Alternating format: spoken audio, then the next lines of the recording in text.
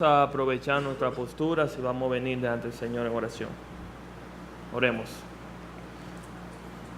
Amantísimo Dios del cielo y de la tierra, te damos gracias infinitas simplemente por habernos permitido estar aquí nuevamente. Gracias por regalarnos, Señor, la oportunidad de estar en tu presencia, de poder alabar a tu nombre, de poder glorificarte, darte la gloria y la honra que solamente tú mereces, Señor. Rogamos, Señor, que no sea simplemente con nuestra boca, sino que tú nos des la fortaleza para poder adorarte también con nuestra vida y con nuestros hechos. Y en esa noche, Señor, te pedimos tu dirección, pedimos tu bendición en este tiempo que vamos a estudiar tu palabra, sabiendo que no somos dignos de ni siquiera abrirla, Padre. Sin embargo, tú nos la diste mediante tu gracia y tu amor hacia nosotros. Padre, te pido para que podamos entenderla, para que las palabras que salgan de mi boca, Señor, sean tuyas y no sean mías, y que sobre toda la cosa sea tú quien sea glorificado en la vida de cada uno de nosotros, Señor. Dirígenos y protégenos en esa noche, en el santo nombre de tu Jesús. Amén. Pueden sentarse, gracias. Muchos de ustedes saben donde yo trabajo. El Señor me ha dado la oportunidad a mí de trabajar en un ministerio que se llama Tierra Alta, el cual el propósito de ese ministerio es tener un campamento en Boca Chica y prestar las instalaciones para hacer campamentos, tanto de la fundación de Tierra Alta como también de iglesias, de cualquier iglesia que pueda suscitar un campamento. Y en el tiempo que yo tengo trabajando en Tierra Alta, ha habido una inquietud en mi corazón, y es que debido a la índole o debido a las instalaciones, recibimos peticiones de diferentes iglesias y diferentes denominaciones para usar las instalaciones con el propósito de ellos hacer un retiro, un campamento. Y cuando digo diferentes iglesias, no me estoy refiriendo solamente al ámbito bautista, sino iglesias ya sea pentecostales, adventistas, mormones, católicos, etcétera, etcétera, que se acercan y piden el uso de las instalaciones. Y parte de mi trabajo es cederle, o mejor dicho, filtrar quién usa o quién no usa las instalaciones. Y muy constantemente yo me encuentro en una posición donde tengo que preguntarme hasta qué punto. ¿Hasta qué punto yo puedo permitir que cierto grupo de personas puedan tener participación en las instalaciones? ¿Hasta qué punto yo estoy comprometiendo la verdad mediante facilitando esas instalaciones? Y algo que ha sido de gran peso para mí últimamente, y en oración el Señor me ha traído un pasaje, el cual fue de sumamente bendición porque me abrió los ojos a mucha de la verdad de la palabra, y es ese pasaje que yo quiero compartir con ustedes en esa noche. Así que si tienen su Biblia, por favor vayan al libro de Segunda de Juan, segunda epístola del apóstol Juan. Y hoy vamos a ver dos propósitos de la verdad. El título del mensaje de hoy es La verdad, el punto decisivo. La segunda epístola del apóstol Juan solamente tiene un solo capítulo. Fue escrita por el mismo apóstol Juan. Es aquel en el cual en el Evangelio nosotros vemos como el discípulo amado. También es el mismo autor de la primera epístola de Juan, que fue una epístola universal, la segunda epístola, que es la que vamos a ver en esta noche, y la tercera epístola, que fue escrita a un señor llamado Gallo. Y también es el autor del libro de Apocalipsis. Esta epístola, como vamos a ver cuando comencemos la lectura, fue escrita y dirigida, solamente se menciona que fue a la señora elegida y a sus hijos. No especifica quién era esta señora, ni tampoco especifica quiénes eran los hijos. Hay algunas personas que toman esta persona como una persona literal, dígase que en verdad era una señora y sus hijos, o sea, una carta directa a un individuo. Y hay otras personas que piensan que eso es simplemente una metáfora o un simbolismo para referirse a una iglesia, siendo la señora la iglesia y sus hijos los miembros de la iglesia. Independientemente de a quién estaba dirigida, esta epístola es muy relevante para ambas personas, tanto para la iglesia hoy en día, pero también como su miembro de una forma muy particular. Y vamos a comenzar leyendo la epístola en el versículo 1 y vamos a leer la epístola completa en esta noche. Dice así la palabra de Dios. El anciano a la señora elegida y a sus hijos, a quienes yo amo en la verdad. Y no solo yo, sino también todos los que han conocido la verdad, a causa de la verdad que permanece en nosotros y está para siempre con nosotros. Sea con vosotros gracia, misericordia y paz de Dios Padre y del Señor Jesucristo, Hijo del Padre, en verdad y en amor. Mucho me regocijé porque he hallado que algunos de sus hijos andando en la verdad, conforme al mandamiento que recibimos del Padre. Y ahora te ruego, Señora, no como escribiéndote un mandamiento nuevo, sino el que hemos tenido desde el principio, que nos amemos unos a otros. Y este es el amor, que andemos según sus mandamientos. Y este es el mandamiento, que andemos en amor, como vosotros habéis oído desde el principio. Porque muchos engañadores han salido por el mundo, que no confiesan que Jesucristo ha venido en carne. Quien esto hace es el engañador y el anticristo.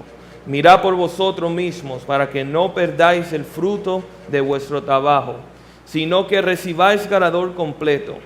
Cualquiera que se extravía y no persevera en la doctrina de Cristo, no tiene a Dios.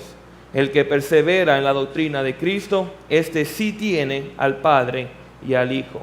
Si alguno viene a vosotros y no trae esta doctrina, no le recibas en casa, ni le digas bienvenido, porque el que dice bienvenido participa en sus malas obras.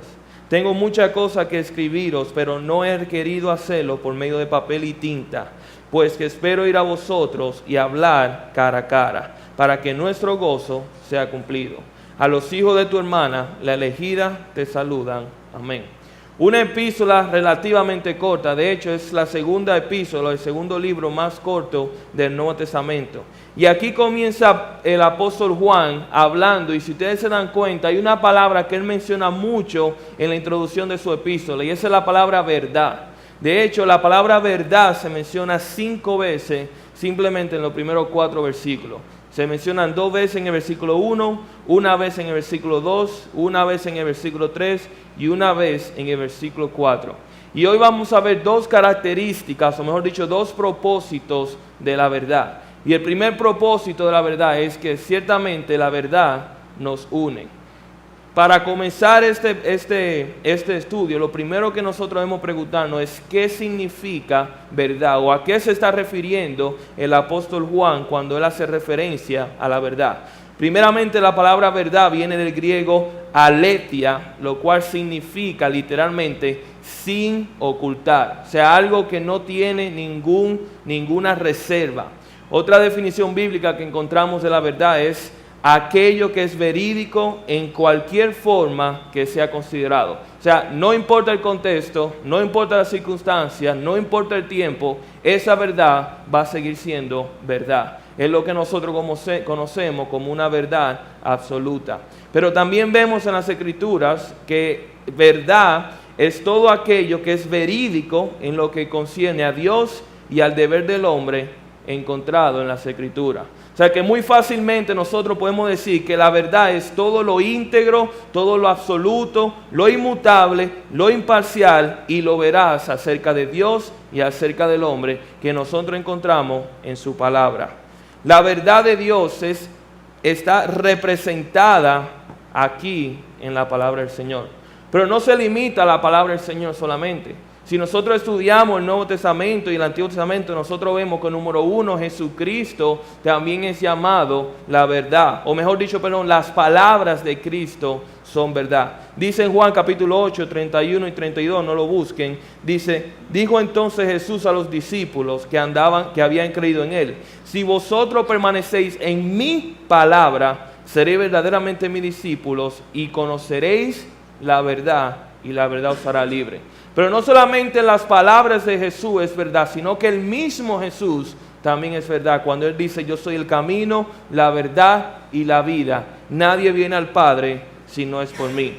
También vemos que las doctrinas de los apóstoles, todos los escritos del apóstol Juan, del apóstol Santiago, de Pedro, de Judas, etcétera, etcétera, de Marcos y de Lucas, nosotros vemos que también esos escritos son verdaderamente la verdad. Según de Timoteo 3:16 nos da evidencia de eso cuando dice que toda escritura es inspirada por Dios y útil para enseñar, para reprender, para corregir y para instruir en justicia, a fin de que el hombre de Dios sea perfecto, equipado para toda buena obra. Y eso es solamente posible a través de la verdad.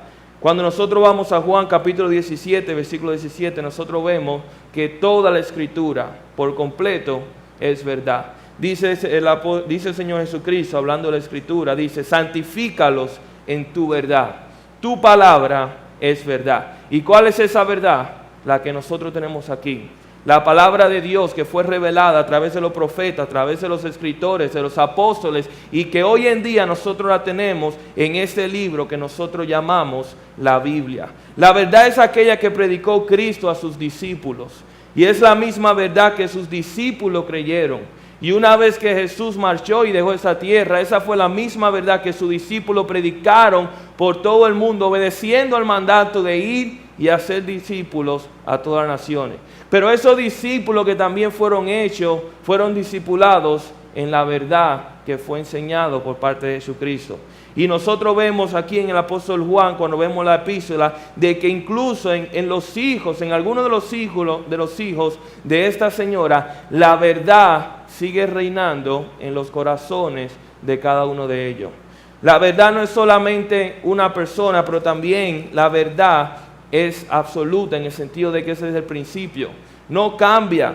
No hay otra verdad fuera de la palabra del Señor. No hay una nueva revelación, no hay una nueva interpretación, no hay una nueva actualización de la palabra de Dios. Porque dice su palabra que nosotros debemos permanecer en la palabra, en la verdad que hemos escuchado desde el principio. Eso lo dice en el versículo 6 del pasaje que acabamos de leer. Entonces, cuando nosotros vemos la verdad, cuando escuchamos al apóstol Juan aquí en segunda de Juan hablando de la verdad, nosotros podemos decir que solo hay una verdad, y esa verdad es completamente la palabra de Dios. Todo lo que está registrado desde el libro de Génesis hasta el libro de Apocalipsis, todo lo que tiene que ver con Dios, todo lo que tiene que ver con la humanidad, todo lo que Dios ha revelado para que nosotros tengamos conocimiento, esa es la verdad.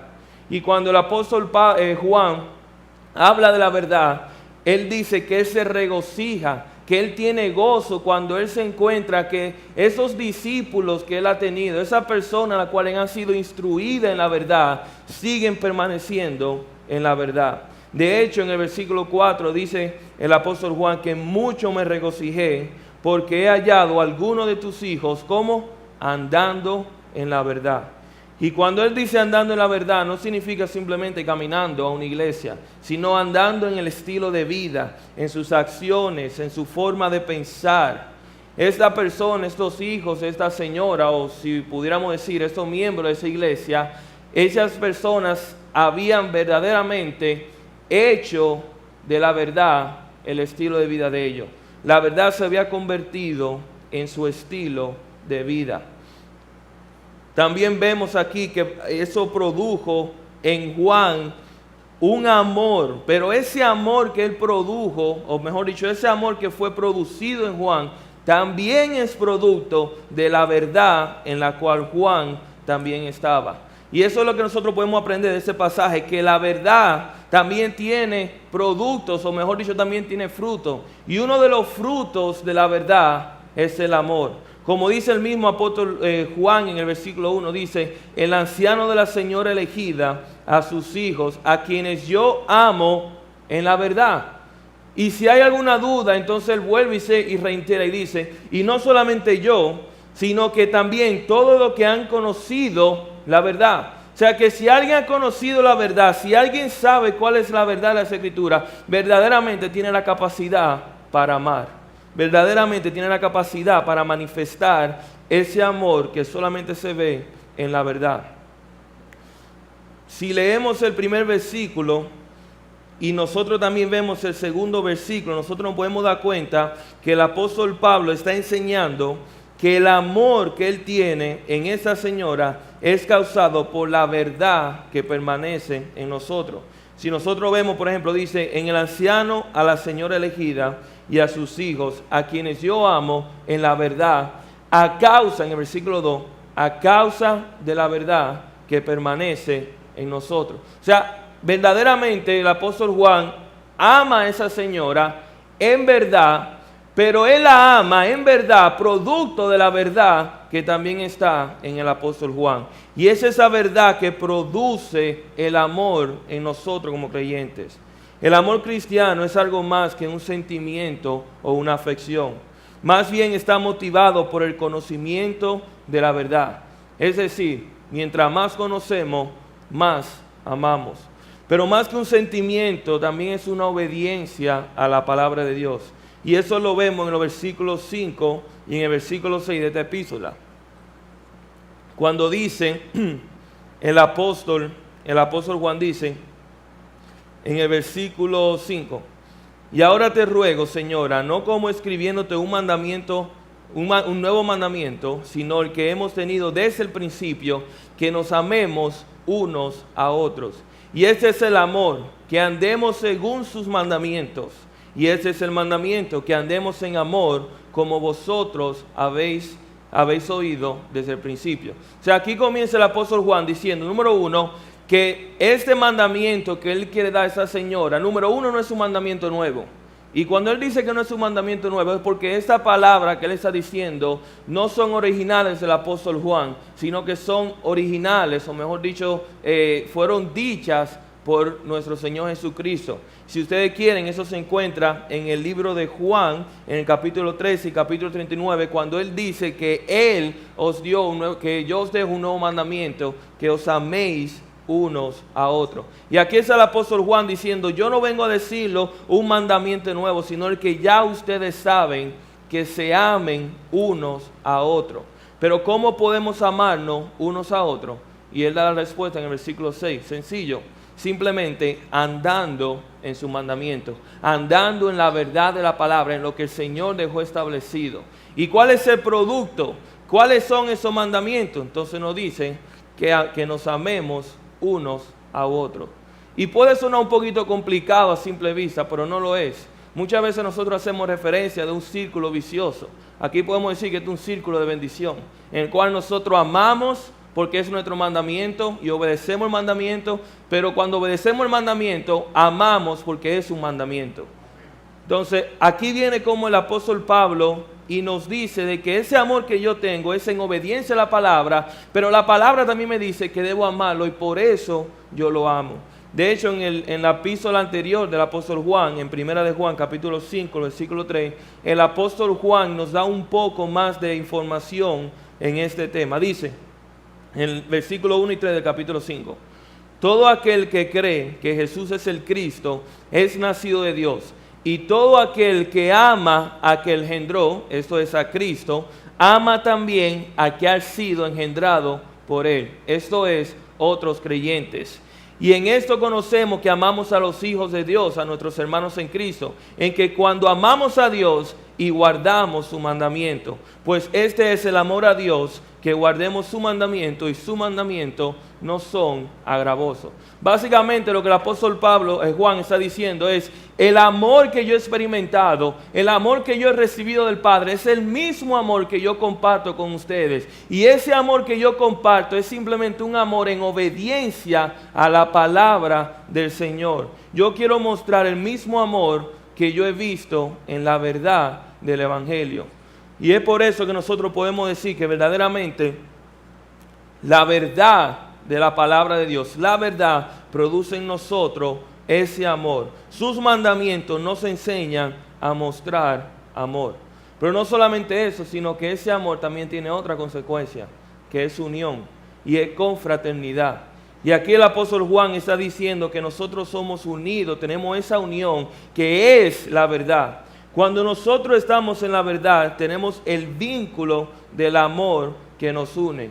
Y es por eso que muchas veces nosotros podemos visitar una iglesia que nunca hemos visitado, podemos viajar a otro país y visitar otra iglesia, y desde el momento que entramos nosotros nos sentimos que estamos en casa, porque sentimos el amor de los hermanos. Y es por eso también que si llegamos a un sitio nuevo y nos topamos con otra persona que es cristiana, desde ese momento hay un compañerismo, hay un amor y un cariño, como si nos hemos conocido toda la vida. Sin embargo, ese amor no es algo abstracto o algo sentimental, sino que es un amor que nace en la verdad. Y cuando tú y yo compartimos la misma verdad, tú y yo vamos a compartir el mismo amor. Y eso producirá en nosotros una unión y un compañerismo que solamente se evidencia en el cuerpo de Cristo. Y eso es lo que está haciendo, lo que está diciendo aquí el apóstol Juan, es que ustedes han conocido la verdad y la verdad ha producido en ustedes amor, y ese amor ha producido este vínculo, esta unión entre nosotros. Pero hay una condición para este amor y para esa confraternidad. ¿Y cuál es? Nuevamente, la verdad. La misma verdad que nos une es la misma verdad que nos separa. Y ese es el segundo propósito de la verdad. El primero vimos que la verdad nos une, pero vamos a ver ahora que la verdad también nos separa. ¿Y qué quiere decir eso cuando nosotros decimos que la verdad nos separa? Bueno, dice aquí que hasta ahora el apóstol Juan nos ha instruido en el amor mutuo. Pero sin embargo, este amor debe estar condicionado a la verdad. La verdad determinará los límites del amor. Y Juan no está diciendo aquí que nosotros debemos odiar a aquellos que no comparten la verdad. Sin embargo, tampoco debemos tener comunión con tales. La verdad de Cristo debe ser un punto determinante en todos nosotros. O la verdad nos une o la verdad nos va a separar. Es una o la otra. Pero tiene que llegar a ese punto. ¿Y por qué el apóstol Juan está diciendo eso? Bueno, en los versículos 7 al 13, el apóstol Juan comienza a advertirle a esta señora y a sus hijos de un grupo de engañadores que ha salido por el mundo. Y ese grupo de engañadores ha salido con el propósito de engañar a los fieles, de engañar a los elegidos, a los cristianos que han confiado en la verdad. Y aquí el apóstol le advierte de un principio que con este tipo de personas no debemos tener compañerismo. Pero antes de llegar a ese punto, vamos a tratar de desglosar cada aspecto de esta separación. Número uno, nosotros vemos aquí a los engañadores. ¿Quiénes son estos engañadores? Número uno, la palabra engañador en griego es la palabra planos. Y significa errante, significa seductor o impostor. Y son personas que han salido de la iglesia, son personas que han profesado una fe en Cristo Jesús como Señor y Salvador, pero en algún momento u otro han apostatado contra esa fe que habían profesado. Es decir, ellos han dicho lo contrario a lo que habían profesado anteriormente. Si yo digo que Jesucristo es el Señor y de buenas a primeras yo digo que Él no es el Señor y que Jesucristo era un hombre, yo estoy apostatando de mi fe. Pero ellos no solamente apostataban, sino que seguían una agenda para atraer a otros a esa enseñanza. Dice Primera de Juan, capítulo 2, versículos 18 y 19, cuando el apóstol Juan le advierte sobre esos engañadores y le dice: hijitos, ya es el último tiempo, y según vosotros oísteis que el anticristo viene, así ahora han surgido muchos anticristos. Por eso conocemos que es el último tiempo. Salieron de nosotros, pero no eran de nosotros, porque si hubiesen sido de nosotros, habían permanecido con nosotros, pero salieron para que se manifestase que no todos son de nosotros. Y vemos esos engañadores que han salido y que han esparcido su error, su herejía. Y aquí es el apóstol Juan advirtiéndole a esa señora que tenga cuidado con esos engañadores. Antes de seguir, vale la pena hacer la aclaración de quiénes no son los engañadores, porque si no tenemos cuidado, también podemos caer en el error de catalogar a ciertas personas como engañadores cuando no lo son. Número uno, no son engañadores aquellos hermanos en Cristo, valga redundancia, hermanos en Cristo que han confiado en Cristo Jesús como Señor y Salvador y siguen poniendo su fe en Cristo Jesús como Señor y Salvador. Hermanos en Cristo que no pueden tener una preferencia o convicción a la misma que yo tengo. O sea, no es un engañador una persona que no tiene la misma convicción o la misma preferencia en ámbitos de forma, no en doctrina, no en fundamento, sino simplemente en preferencia. Pero tampoco es un engañador aquel hermano que profesa fe y que profesa salvación en Cristo Jesús, Señor Salvador, y que nosotros estamos de acuerdo en los fundamentos y en la doctrina de la palabra de Dios. Sin embargo, hay algunas doctrinas en las cuales nosotros no estamos de acuerdo. Ya puede ser un tema de escatología, ya puede ser un tema de seguridad de salvación, etcétera, etcétera. Pero aunque no podemos estar de acuerdo y aunque uno cree lo que la palabra de Dios nos dice, no podemos catalogar ese tipo de personas como engañadores. Sin embargo, la verdad es la siguiente, que sí hay engañadores y sí hay anticristos. ¿Y cómo nosotros podemos evidenciar a ese tipo de engañadores? El apóstol Juan nos los enseña bien claramente cuando nos muestra el error de estos engañadores, mejor dicho, su enseñanza con la cual ellos han esparcido. Dice aquí que estos engañadores, número uno, no predicaban que Cristo había venido en carne. Cuando dice en el versículo 6, dice, en el versículo 7 dice, porque muchos engañadores han salido por el mundo que no confiesa que Jesucristo ha venido en carne. Y lo que hacían estas personas básicamente era atacar, por así decirlo, los fundamentos, el mismo fundamento de la fe cristiana. Ellos decían que Jesucristo no había venido físicamente a la tierra, que Jesucristo no se encarnó y no se hizo hombre, y por consecuente no por así decirlo, por consecuente no murió en forma de hombre por los pecados de la humanidad. Ellos estaban atacando a la persona de Cristo y a su deidad. Sin embargo, miren lo que dice un autor, perdónenme el nombre, pero es muy difícil para mí decirlo, Warren Wiersbe, pienso que lo dije bien, dice, la fe cristiana se mantiene o se cae en la doctrina de la deidad de Cristo. Y estos engañadores habían salido atacando la persona de Cristo. Y es algo que nosotros debemos tomar en cuenta. Hay una enseñanza, o mejor dicho, una doctrina que nosotros vemos en las Escrituras, el cual tiene el nombre de lo que es la unión hipostática. ¿Qué quiere decir eso?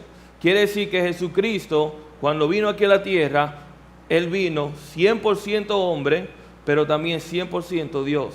De que Dios era tanto hombre como era Dios. Y que ambos eran necesarios para cumplir el plan de Dios aquí en la tierra. Era necesario que Jesucristo fuera hombre porque era necesario que Él fuera nuestro sustituto perfecto. Y si Él no era hombre, no pudo ser nuestro sumo sacerdote, no pudo ser nuestro sustituto, no podía tampoco identificarse con nosotros. Si Jesucristo no fue hombre, no podía cumplir con la ley y no podía cumplir tampoco con la profecía. Si Jesucristo no fue hombre, tampoco pudo morir por nosotros, porque Dios no puede morir. Sin embargo, también es importante aclarar que Jesucristo también era Dios, porque si Él no fuera Dios, entonces su sacrificio no hubiera sido eterno. Y si Él no hubiera sido Dios, entonces la Trinidad hubiera sido quebrantada. Si Él no hubiera sido Dios, entonces no pudiera interceder por nosotros ante el Padre. Y si Él no hubiera sido Dios, tampoco pudiera perdonar nuestros pecados o pudiera no darnos vida.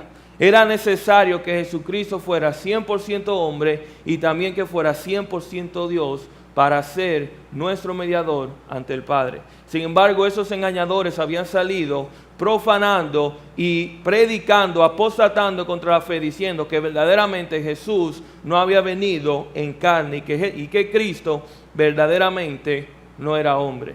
Y el apóstol Juan tiene un nombre muy interesante para esos engañadores. Le dice en el versículo número 7, y como leímos en 1 de Juan capítulo 18, él lo llama anticristos. ¿Qué quiere decir eso, anticristo? Muchas veces nosotros pensamos anticristo como una persona que se opone a Cristo, lo cual es cierto, pero también tiene otro significado. La palabra anti en el griego tiene dos significados. Número uno significa en contra de, pero también significa en lugar de. O sea que el anticristo, si nosotros pudiéramos decirlo, es cualquier persona que se opone directamente a la persona de Jesucristo, pero al mismo tiempo sustituye la persona de Jesucristo con otra persona falsa que se hace pasar por Jesucristo. Eso es lo que va a hacer el anticristo cuando venga al final de los tiempos, que se va a sentar en el templo, el cual su agenda va a ser en contra de Cristo. Sin embargo, él va a proclamar ser el Mesías. Y es el mismo espíritu que tenían esos engañadores, el cual ellos atacaban la doctrina de Cristo y ellos atacaban el hecho de que Cristo se encarnó. Sin embargo, ellos presentaban a otro Cristo. Ellos presentaban a un Cristo que lo sustituía, un Cristo que no se hizo hombre. Y este es verdaderamente el espíritu del anticristo. Hoy en día nosotros vemos ese ataque también, pero Satanás en su sabiduría ha ampliado su margen, ha ampliado su arsenal de ataque contra la fe cristiana. Y no está limitado simplemente a la encarnación de Jesucristo, sino que hoy en día nosotros podemos ver que el ataque de Satanás a través de su siervo es contra la deidad de Cristo. Ya no es que Cristo no fue hombre, ahora es que Cristo tampoco fue Dios. Pero no solamente eso, sino también vemos el ataque contra el propósito de su venida. ¿Para qué fue que vino Cristo? Y el propósito de su muerte. Nosotros vemos el ataque constantemente contra el Evangelio, contra los componentes del Evangelio y contra la veracidad de las Escrituras. Y esos engañadores manipulan y desvían el plan de Dios para los hombres, ofreciendo un pseudo cristianismo cuya agenda es todo menos avanzar el reino de Dios. Y es esos engañadores que estaban presentes en los tiempos del apóstol Pablo, han estado presentes a través de la historia de la iglesia y hoy en día también están presentes en nuestro tiempo y en nuestras ciudades. Y aquí el apóstol Pablo nos advierte como creyentes en la verdad que nosotros no podemos tratar, no podemos ligarnos, no podemos confraternizar con tales engañadores. ¿Y cuáles son las medidas que toma el apóstol Juan? ¿Cuál es el trato que nosotros como creyentes debemos tener ante tales engañadores?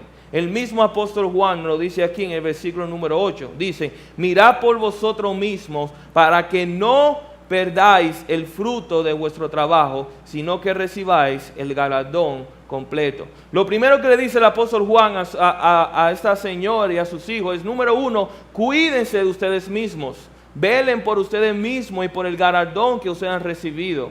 Es cierto que una vez que hemos creído en la verdad va a estar con nosotros para siempre, como dice en el versículo 2.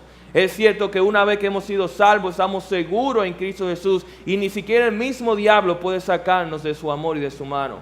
Pero también es cierto de que nosotros aquí en la tierra estamos trabajando con el propósito de engrandecer el reino de los cielos y que toda la obra que nosotros hagamos aquí en la tierra va a ser juzgada. Aquella que fue hecha en Cristo, dice la palabra de Dios en 2 Corintios, que va a prevalecer, en 1 Corintios 3, dice que va a prevalecer y que va a resistir la prueba del fuego. Pero aquella que no fue sobreedificada en Cristo, aquella prueba o aquella obra que no hicimos en Cristo, cuando llegue el momento en que tengamos que rendir cuenta, verdaderamente se quemará como hojarasca, dice el apóstol Pablo. Entonces, ¿qué es lo que nos está advirtiendo el apóstol Juan? Él dice, número 1, su galardón, su recompensa que tienen en el cielo, no la pierdan por esa falsa enseñanza, no la pierdan por esos engañadores, porque un día ustedes van a tener que rendir cuenta. Un día yo voy a tener que rendir cuenta por mi familia. Un día el pastor va a tener que rendir cuenta por la congregación. Y cada uno de nosotros vamos a tener que rendir cuenta por cómo nosotros nos comportamos aquí en la tierra. Y aunque Satanás no puede quitar nuestra salvación, aquí el apóstol Juan nos está advirtiendo diciendo, velen por ustedes mismos para que el diablo no quite de su galardón. Sin embargo, puedan tener su galardón completo en el día que tengamos que estar delante de la presencia del Señor. Velemos para que no perdamos el fruto de nuestro trabajo, si podamos recibir el galardón completo. Pero esa no es la única medida que toma el apóstol Juan y que le dice aquí a la señora y a sus hijos, sino que él tiene otra medida y algunos de nosotros pudiéramos catalogar esa medida como un poco drástica. ¿Y cuál es esa medida? Que simplemente ni siquiera demos la bienvenida. Simplemente ni siquiera los recibamos en nuestros hogares. Y nosotros a simple vista pudiéramos decir, wow, espérate, aquí el apóstol Juan está tomando una medida sumamente drástica. Pero la verdad es que este tipo de herejía amerita una medida drástica. Este tipo de falsa enseñanza amerita una retribución o unas medidas radicales en nosotros como personas que han creído en la verdad. Ustedes saben, y lo dice el apóstol Pablo en su tercera epístola, que en aquel entonces, para entender un poco lo que el apóstol Juan estaba diciendo, en aquel entonces habían predicadores que salían y predicaban el evangelio, predicaban la palabra de Dios de ciudad en ciudad. Hoy en día no existían tantos hoteles, tantos lugares donde ellos pudieran estar, y los pocos sitios que existían era un lugar mundano donde ellos podían exponerse a lo que era básicamente los placeres del mundo. Entonces por eso los creyentes cuando viajaban, ellos trataban de siempre quedarse en casas de otros creyentes. De hecho el apóstol Juan, en la tercera de Juan, él le alienta a Gallo, el cual fue la persona que le escribió la carta, a que reciba a tales personas, aquellos que han salido para predicar el evangelio y que han salido sin nada, que los reciba y que sea hospitalario con esta persona. Sin embargo, aquí en 2 de Juan, Pablo hace la aclaración y la diferencia que a este tipo de personas, a estos engañadores, a esos anticristos, no podemos recibirlo en nuestros hogares. No podemos dar la bienvenida y no podemos darle albergue a ellos en nuestros hogares. ¿Y por qué no podemos darle la bienvenida? Esa es la pregunta. ¿Por qué el apóstol Juan toma esta medida? Bueno, número 1 nos lo dice en el versículo 11. Porque el que le dice bienvenido participa en sus malas obras. Porque dar la bienvenida o ser hospitalario con ellos implicaría ayudarles en su ministerio de mentira. Porque dar la bienvenida implica apoyar sus malas obras. Y nuestra hospitalidad como creyentes y como personas que han creído y que están en la verdad, nuestra hospitalidad termina donde termina la verdad. Eso es según el apóstol Juan. Ahora surge otra pregunta. ¿Cuál es el peligro de darle la bienvenida? ¿Qué pasa si no nos apoderamos o si no acatáramos la advertencia del apóstol Juan? En un comentario que estuve leyendo, una persona responde esta pregunta con 3 respuestas y yo pensé que era muy apropiado y por eso simplemente la copié tal y como dice el comentario. Dice, los peligros para dar la bienvenida a esta persona. Número 1, que cuando nosotros le damos la bienvenida, damos la impresión de que sus doctrinas herejes son aceptables. Número 2, cuando nosotros le damos la bienvenida, corremos el peligro de contaminarnos con sus enseñanzas debido a nuestra asociación o posible amistad. Y por tercero, cuando nosotros le damos la bienvenida a estos herejes, nosotros le estamos dando apoyo a esos falsos maestros para seguir con su ministerio, para seguir con su próxima víctima. Y aquí el apóstol Juan es radical cuando dice a este tipo de personas, a estos engañadores, ni siquiera demos la bienvenida, no los recibamos en nuestros hogares. Esos versículos no nos mandan, y vale la aclaración, no nos manda que debemos ser ásperos o violentos contra estos engañadores. No está diciendo que cuando venga un testigo de Jehová en tu casa y toca la puerta, le tire agua fría o le trae la puerta en la cara. No es eso lo que está diciendo, sino que está diciendo que no podemos ayudar, por así decirlo, a estas personas. Muchas veces nosotros queremos defender la verdad, pero lo hacemos de la forma incorrecta y terminamos perjudicando la verdad. Y debemos recordar las palabras del apóstol Pedro cuando él dijo en 1 Pedro capítulo 3 versículo 15, hablando de cómo nosotros debemos defender nuestra fe ante cualquier persona que nos pida una razón de ella. Dice el apóstol Pedro que nosotros debemos defenderla, pero debemos defenderla con mansedumbre y con reverencia. Como decimos nosotros, para no tratar de destruir con los pies lo que hicimos con las manos. Y aquí entonces nos está diciendo el apóstol Juan que debemos no ser bienvenidos, obviamente, pero no comprometiendo la verdad. Y hoy nosotros debemos hacernos una pregunta. Hoy en día no tenemos estos predicadores que llegan a nuestra casa y piden que se queden en nuestras habitaciones. Hoy en día no tenemos estos pastores o estos misioneros herejes que pueden venir a nuestra casa y pedirnos por comida. Pero existen otras formas en las cuales nosotros podemos dar la bienvenida. Y podemos dar la bienvenida simplemente cuando ponemos a su disposición nuestros recursos, ya sea nuestro tiempo, ya sea nuestro dinero, ya sea nuestras influencias, cualquier cosa, cualquier recurso que tengamos disponible, si lo ponemos a su disposición, le estamos dando la bienvenida a estos engañadores y a estos anticristos. Cualquier otra cosa que pueda ayudar a la propagación de esas mentiras es simplemente darle la bienvenida. Como le dije, yo trabajo en Tierra Alta y me ha chocado muchas veces cuando han venido personas y han tocado la puerta de Tierra Alta, no que nosotros somos de la iglesia Divino Niño Jesús de Boca Chica, ¿ok? Y no que una persona que ella es cristiana, una amiga mía, pero ella le refirió para que venga y me dijo que era un sitio muy bueno y aquí estamos. Y me choca en mi idea saber que un creyente, el cual se supone que una persona afincada en la verdad, está buscando lugar o buscando, por así decirlo, facilitando que otra creencia, la cual no es la que nosotros vemos en la Escritura, sea predicada. O sea, básicamente ella está procurando para que esa predicación, para que ese mensaje, en este sentido, vamos a decirlo católico, sea propagado en un ambiente sano. Y eso choca con los principios de la palabra del Señor. Y nosotros tenemos que tener mucho cuidado en no darle la bienvenida en nuestras vidas a aquellos engañadores. John MacArthur dice, y con eso concluyo aquí, que la verdad, la lealtad a la palabra de Dios es el deber, lo leí mal. La lealtad a la palabra de Dios es lo que debe caracterizar ante todo las acciones de cada creyente. Antes de tratar de ser una buena persona, antes de tratar de ayudar a alguien, antes de tratar de ser amable con una persona, debo preguntarme si eso está comprometiendo mi lealtad a la verdad, a la palabra de Dios. Y es esa palabra de Dios la cual nos une, pero como vimos aquí, también nos separa. Ya para concluir, solamente hay una verdad, y esa es la verdad de las Escrituras.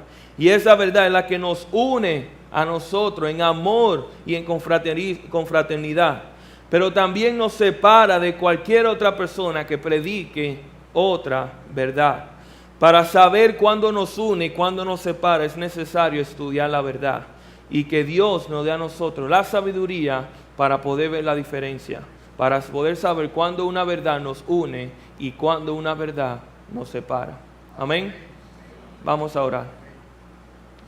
Amantísimo Señor del cielo y de la tierra, te damos gracia infinita por tu palabra, por tu verdad, Señor, que has resplandecido en nuestros corazones, Señor, que nos has abierto nuestros ojos a la verdad de tu evangelio, Padre, y por ende nosotros podemos disfrutar del privilegio y del gozo de ser parte de tu iglesia, de ser parte de tu esposa, Señor.